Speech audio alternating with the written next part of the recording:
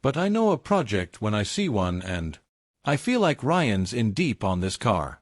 You're kind of reminding me of me right now, man. Danny Koker has been sentenced to life in prison. The man once considered a major icon of American custom car culture, the owner of Counts Customs and the star of the hit TV show Counting Cars. It's an amazing thing when you think about our soldiers, our troops that laying on the line now faces life behind bars. The sentence comes after a string of serious financial, contractual, and business manipulation allegations that spanned years. His image as a passionate, loyal, and strong-willed car mechanic has been shattered. The story has shocked not only the car world, but the reality TV industry as well, looking back at how someone could slip so far without anyone noticing. I mean, literally all over Europe. Think I've visited almost every place in Europe there is visit. I've been to all over Africa. I've been all over South America. According to official court records, Danny was charged with 3 counts of felony criminal mischief, financial manipulation at Counts Customs, money laundering through undeclared classic car transactions, and obstructing a federal investigation during the collection of evidence. The time of his arrest, Danny was working on a rare car customization project for a client in Los Angeles. The Federal Financial Investigation Unit said the transactions involved multiple wire transfers that exceeded legal limits and continued for several years. These payments were not recorded in Counts Customs books, even though the shop reported steady growth in revenue each year. In particular, more than 15 classic cars were ordered, paid for, but never delivered or legally registered. These cars disappeared from official inventories and were rediscovered in several other states under the names of shell companies controlled by Danny. Investigators described the operation as a closed-loop operation designed to exploit the popularity, trust, and lack of transparency of the custom car business.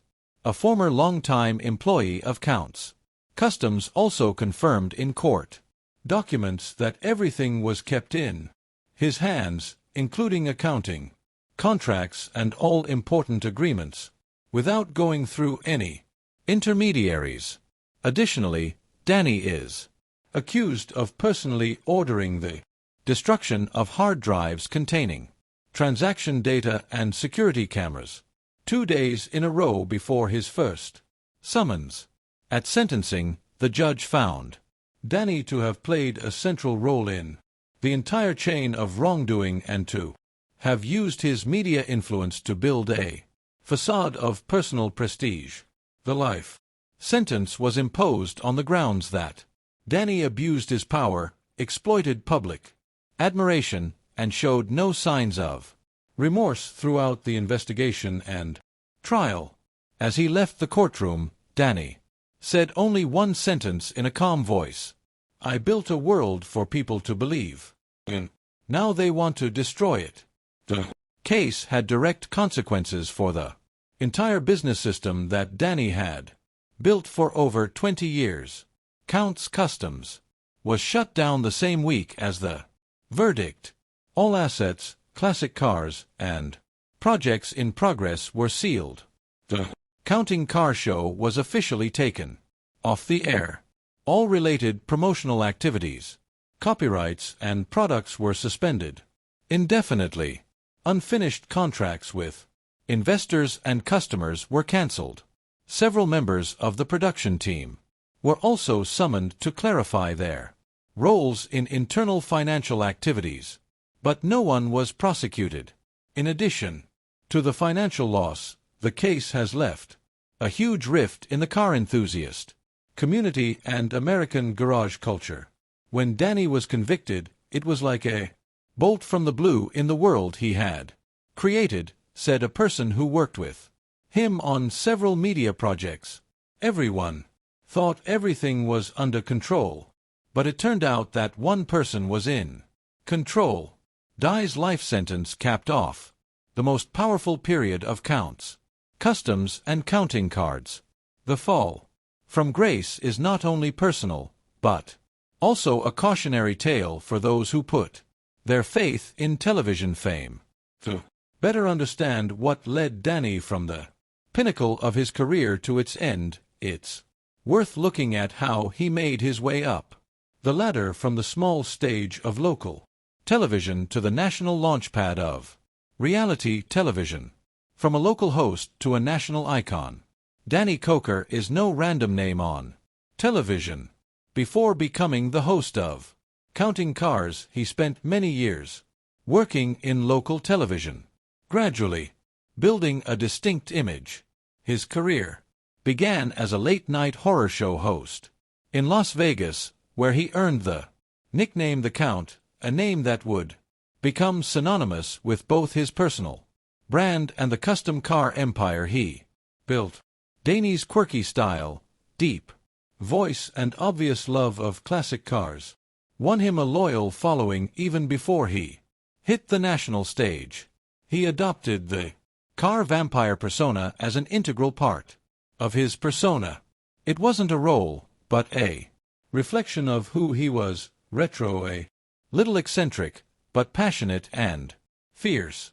From that image, Danny expanded into the business field by establishing Count's Customs, a cartooning shop in Las Vegas. At that time, the shop was small, operating mainly based on personal relationships and regular customers. Danny directly managed everything from consulting, designing, to choosing spare parts. The shop quickly became known to car enthusiasts in the area thanks to its handmade products and the founder's own mark. The real opportunity came when the History Channel decided to develop a show around Count's Customs. With the success of Pawn Stars, the network wanted to expand into the custom car scene, and Danny was the top choice. Counting Cars was born, and in its first season, it attracted millions of viewers. Danny became a familiar sight each week with his black leather jacket, sunglasses, and one-of-a-kind custom cars. The popularity came quickly. Danny was not just the host of the show. He was the central figure of the entire brand. Everything revolved around his decisions, emotions, and aesthetic tastes. Count's Customs became a tourist attraction included in tours of Las Vegas. At times, people had to book a month in advance just to visit the store. Unlike many other TV personalities who only appear in front of the camera, Danny is involved in the entire production process from content to censorship. He wants every episode to reflect the way he works in real life. This is also the reason why many people trust the image he has created, seeing him as a true craftsman, not a media product. Not stopping at television and car business, Danny also expanded into the entertainment field with Count's Vamp, a bar combined with a rock music stage. Here he regularly performs with his own band, Count's 77. Music is not for profit, but a way for him to connect with the community, express his passion, and maintain a balance between work and personal life. Danny Koker's image during this period was a combination of artist, businessman, and television personality. He built his personal brand around his own experiences, interests, and lifestyle.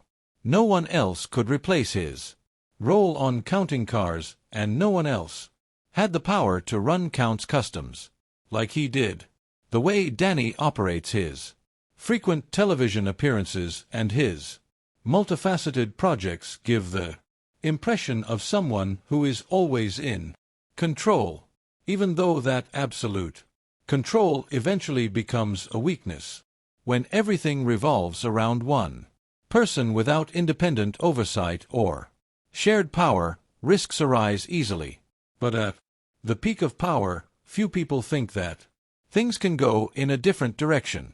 To understand this better, it is necessary to look at the actual operating model of Count's Kustoms, where every decision must go through a single person. The Count's Kustoms empire. Count's Kustoms was once considered one of the most famous custom car garages in America. Under the direct management of Danny Koker, this place is not just a normal car workshop, but also the center of a chain of business activities related to classic cars, television productions, e-commerce, and events. Danny holds all the important decisions, from choosing projects, pricing products, to controlling the cash flow each month. During its heyday, Count's Kustoms received hundreds of orders each year, including both classic and custom cars. Danny carefully selected his technical team, most of whom had been with the business for many years, and understood his personal taste. Each car delivered had its own style, defined as typically Count. Even though along with that growth, the management system began to show serious flaws. Danny did not have a separate finance department. Instead, transactions were handled directly by a trusted internal team, without regular audits. Recording of revenues, expenses, and contracts was done manually. In many cases, some customers did not receive proper invoices for large transactions. Some transactions were conducted in cash or through third-party transfers, making it difficult to cross-check when necessary. Instead of a clear division of authority, Danny took the lead in all areas, from technical management, contracts, marketing, to after-sales handling. He did not use a legal consulting firm regularly, but relied mainly on his personal experience. This led to a series of ill-considered decisions, including car modification contracts without specific binding terms, giving rise to complaints and disputes after the car was delivered. One of the issues that came to light during the investigation was the existence of affiliated companies linked to Danny. These companies were not publicly traded, but were still involved in the purchase and sale of vehicles and parts. Documents showed that some customer money was routed through these companies instead of going directly to Count's Kustoms accounts. When examined, those accounts showed unclear money flows with signs of a mix of personal and business funds. Investing in outside areas also fragmented the operations. Count's Vamp, the bar, and live music venue required a large amount of capital to operate. Revenue was unstable, but Danny continued to invest more capital from Count's Kustoms profits. In addition, he purchased some assets for his own content production without appraisal, causing damage to the garage's main financial chain. Internal conflicts began to emerge when some senior staff discovered discrepancies in revenue and expenditure data. A former engineering manager left after questioning over budget payments. In another case, employees were asked to sign blank invoices for which they did not know what they were for. While there were no strikes or public complaints at the time, court records show that several internal witnesses gave evidence of years of financial irregularities. Count's Kustoms' entire operation revolved around a single person. When that person made a bad decision or handled a crisis poorly, there was no way for the system to self-correct. That's why when the criminal case began to be announced, operations ground to a halt almost immediately. The staff had no authority to process orders, no access to internal documents, and no one to replace the main executive. It was all up to Danny, from start to finish. Music, ego, and the final stage. In addition to cars and television, Danny Koker is also active. In the music industry, Count 77 is a band that he founded and is the lead singer. The group follows a classic hard rock style inspired by 70s bands and often performs at small events in Las Vegas. This is not a large-scale commercial project, but it plays an important role in Danny's image, helping him maintain connections with the music and car enthusiast community. The band worked alongside the development of Count's Kustoms and counting cars. Even though not being widely promoted in the media, Count 77 had its own audience, mostly longtime fans of Danny. Each show attracted a large local audience, especially during holidays or car events. The music became an extension of Danny's personal brand, reflecting his taste, personality, and lifestyle. The songs performed by the group mainly carry simple, easy-to-understand messages focusing on the themes of passion, freedom, and nostalgia. Danny does not pursue the image of a professional music star. Instead, he appears on stage with a closeness, comfort, and often interacts directly with the audience. Some of the songs are included in segments of television shows, increasing the connection between the two fields in which he works. Danny's busy schedule between television business and music forces him to allocate resources wisely. Count's Vamped, a bar combined with a live music stage, was also opened by him as the main performance venue for the band. Managing all three areas at the same time creates a lot of pressure, especially when the business scale and number of employees continue to increase. Even so, Danny still maintains a central role in all activities, not delegating authority to anyone, even in the music field. In the final stages, before their sentencing, Count 77 continued to perform regularly, but the band's positive vibe was no longer there. Some shows were cancelled at the last minute. Sound equipment was not fully prepared, and the organization was unprofessional. One member of the group withdrew from the lineup, citing personal reasons, but never returned. Conflicts over timing, direction, and finances began to affect the entire band's activities. The event was considered Count 77's final performance in Las Vegas just weeks before Danny's arrest.